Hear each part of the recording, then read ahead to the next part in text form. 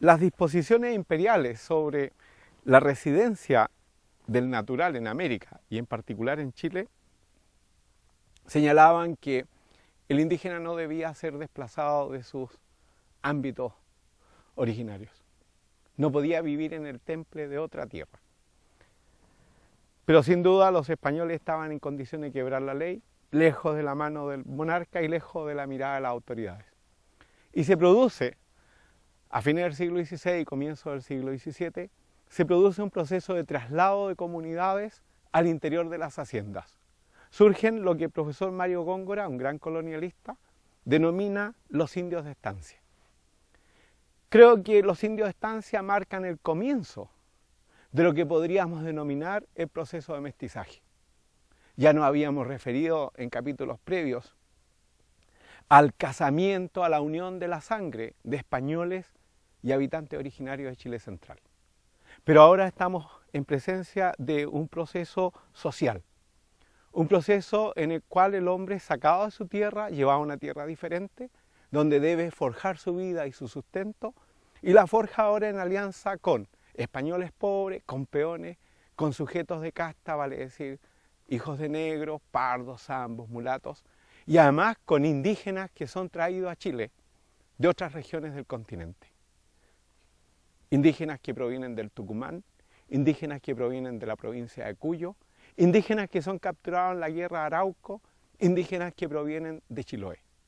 Y se va produciendo una mezcla en el seno de las estancias que en términos de estatus une a hombres españoles ricos, a hombres españoles y mujeres pobres, a indios libres de Chile Central, a indios esclavos de la Araucanía, a indios que se ha contratado de la región trasandina y también a indios reyunos, como se les denomina, que son algunos de los habitantes de las islas del archipiélago chilote. Vale decir, en el seno de la estancia hay sujetos con diferentes estatus jurídicos. Pero desde el punto de vista histórico, quizás lo más interesante es que allí se produce la amalgama de culturas, la amalgama de lenguajes, y se produce lo que la historiografía denomina el mestizaje. Un mestizaje que tiene una raíz en la estancia, un mestizaje que va a generar una cultura propia y distinta a las culturas que pueden surgir allí donde diferentes grupos se unen. Vale decir, hablar del mestizaje en Chile es hablar de una forma peculiar de unión de varias culturas que solamente cohabitan en este espacio, en este caso en Chile Central. Y entonces, hablar de mestizaje en Chile es hablar de un verdadero crisol, no solo de sangre, no solo de cultura, sino también de modos de vida, de modos de producción y por sobre todo de productos que van confluyendo a estas regiones y van configurando economías y modos de vida que son peculiares a la región. Curiosamente, en Chile el mestizaje es siempre visto como una expresión de degradación cultural y además se ve como un proceso de pérdida de la cultura aborigen en beneficio de una cultura supuestamente superior que sería la española. Pero frente a eso tenemos que dejar constancia de que efectivamente el mestizaje que se produce en Chile Central es un mestizaje que podríamos llamar mapuchización. Los sujetos que provienen de afuera se ajustan a las condiciones locales y siguen las pautas culturales de los sujetos originarios.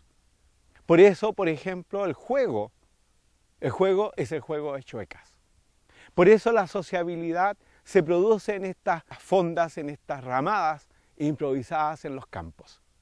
Por eso las fiestas se celebran, por ejemplo, en junio, que es la época de Huechupantu, del Año Nuevo Mapuche, ¿no? Junio. Y entonces tenemos que estar atentos. El calendario colonial tiene otra cronología, no es el calendario actual de los chilenos. Es un calendario que está regido por los usos y costumbres y prácticas sociales del mundo mapuche originario.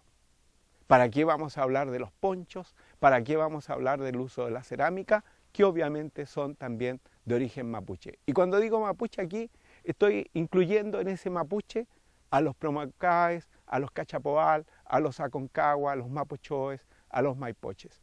Vale decir a los diferentes pueblos que habitan Chile central durante el periodo colonial, que son la base, tanto demográfica como cultural, de lo que después alguien iba a denominar la raza chilena. El mestizaje, por sobre todo, es transitar. Es un tránsito de personas y un tránsito de productos. Y ese tránsito se denominó vagabundaje. Se vio a los hombres y mujeres cruzar Chile central desde el Maule hasta Coquimbo, llevando ponchos consigo, llevando productos de la tierra y trayendo productos de la tierra. Recién ahora los historiadores se han interesado, por ejemplo, en las caravanas de carretas que transportan el pisco, el aguardiente, desde la zona del norte chico hasta los inmensos y ricos mercados de lo que así se llama la Araucanía. Vale decir, Chile es un país que es cruzado de norte a sur por caravanas, por hombres y por mujeres que van con el producto o van en busca del producto. Son muy interesantes, por ejemplo, las declaraciones que realizan un grupo de mapuches acusados de brujos en Chillán en 1738. La principal bruja o machi del grupo proviene de Cautín. Y aquí estamos pensando un país que está en guerra con los araucanos, pero donde una mujer de Cautín, vale decir del actual Temuco, vive en Chillán y actúa y opera como machi de la comunidad mapuche de Chillán. Un proceso muy interesante que estudió la profesora Oldenis Casanova, en el cual más de 40 mapuches de Chillán fueron torturados, fueron interrogados y fueron acusados de brujos para finalmente ser absueltos de todo cargo porque se descubrió que no era más que una calumnia que se había levantado contra ellos por el vecindario y particularmente por el vecindario noble de la ciudad de Chillán. Pero el tránsito de los hombres y de las culturas y de los productos también fue un tránsito, podríamos llamar, genético. Un tránsito que no solo mezcla sangres, sino que va dejando una secuela de hijos por el país. Es la época, fin del siglo XVII, comienzo del siglo XVIII, en que surgen los huachos. Vale decir, aquellos hijos que nunca conocieron a su padre, porque su padre tuvo un encuentro casual con su madre en algún momento de su existencia. La historia de los huachos es probablemente la historia de la gran mayoría de los chilenos de la época. Es una historia de mujeres que luchan, que se desenvuelven, que producen la vida material a partir de la cual sobrevivirán sus hijos y los chilenos de la época. Y también es la historia de hombres que en su tránsito van dejando esta huella que podríamos denominar de infamia tras de sí. Creo que la combinación de vagabundaje, mestizaje, mapuchización es lo que eventualmente lleva a esta formulación de un concepto negativo del mundo popular. Un mundo popular que desde las clases poderosas se considera flojo y por sobre todo irresponsable.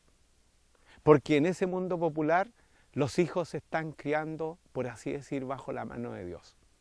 Pero, visto desde otra perspectiva, tendríamos también que pensar que si bien los hombres van regando el territorio de hijos, allí también van surgiendo mujeres que como verdaderos robles de esta cultura son quienes dan sustento, albergue y reproducen a esa sociedad popular.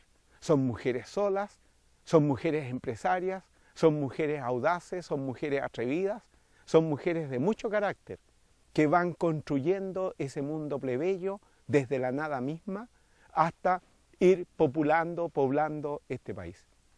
Entonces la historia del mestizaje, podemos decir, tiene un aspecto que quizás sea reprochable, el que los hombres dejan hijos y no asumen sus responsabilidades.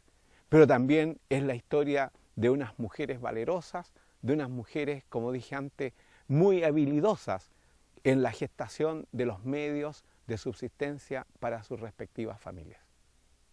De allí que hablar de la historia del pueblo chileno durante estos siglos, quizás debiéramos usar un nuevo concepto, hablar de la puebla chilena, porque es un pueblo fundamentalmente femenino. Y esto que estoy señalando aquí se proyecta hacia el siglo XIX y hacia el siglo XX, ¿no? Y se proyecta en el sentido de que, por ejemplo, las primeras proletarias de las industrias en el siglo XIX son mujeres, no son hombres. Y el movimiento obrero chileno que describen los historiadores es un movimiento fundamentalmente femenino. Pero todo esto dice relación con la fusión de culturas. ¿Y qué fusión? ¿De qué culturas? De esa cultura en que el lonco o el hombre mapuche tiene 5 o 6 mujeres, esas mujeres trabajan y producen los ponchos, producen la comida, pastorean los animales. Esas mujeres, con esa cultura, eso es lo que se lega a estas mujeres de Chile Central y que les permite ser mujeres independientes y activas.